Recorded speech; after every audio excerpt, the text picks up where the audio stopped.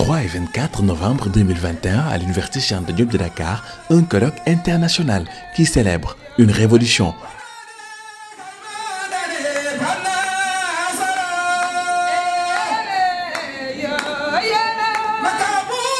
La révolution du Fouta de 1776, événement qui a vu le Fouta se libérer de la domination étrangère et aussi de la dictature à l'intérieur, du despotisme interne et en même temps faire face à l'esclavage. Il y a eu beaucoup de documents qui ont été écrits en arabe à l'époque, que maintenant, grâce aux ressources que nous avons, ces documents ont été traduits et ont prouvé qu'il y avait une lutte vraiment très importante, une grande lutte contre donc ces fléaux. Le fléau qu'a constitué le commerce transatlantique et le fléau qu'a constitué le commerce humain transsaharien. Thierno Souleymane Baal et la révolution Torodo de 1776. L'objectif de la rencontre, vulgariser les enseignements du vénéré Thierno Souleymane Baal.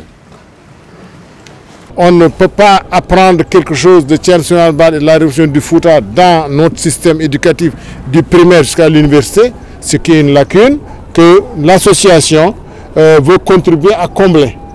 Donc l'Université de Dakar nous appuie et c'est vraiment à son honneur. Tout un chacun, dès l'école primaire, on a une idée de la Révolution française, mais que la Révolution Torodo, même des gens qui ont fait leur scolarité jusqu'après l'université, aucune idée de ça.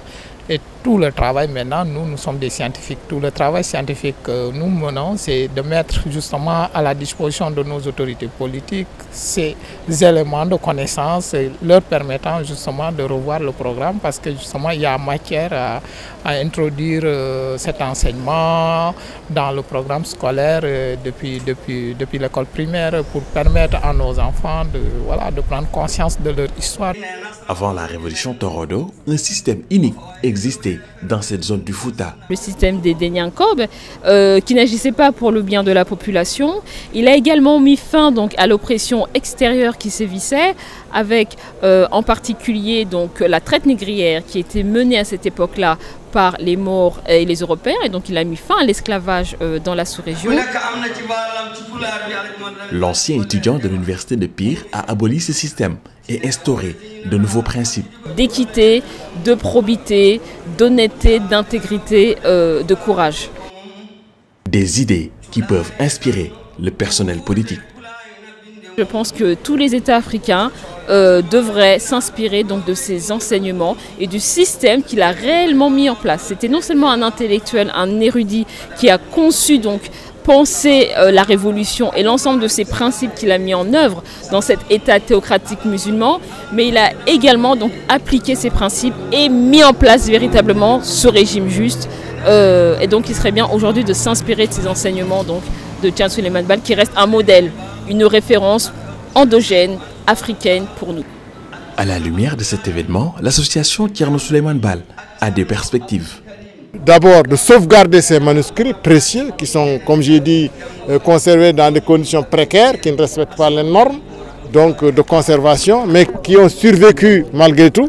Et donc il s'agira d'édifier un mémorial qui nous permette de recueillir auprès des grandes familles tous ces manuels, tous ces manuscrits et ces documents qui sont gardés.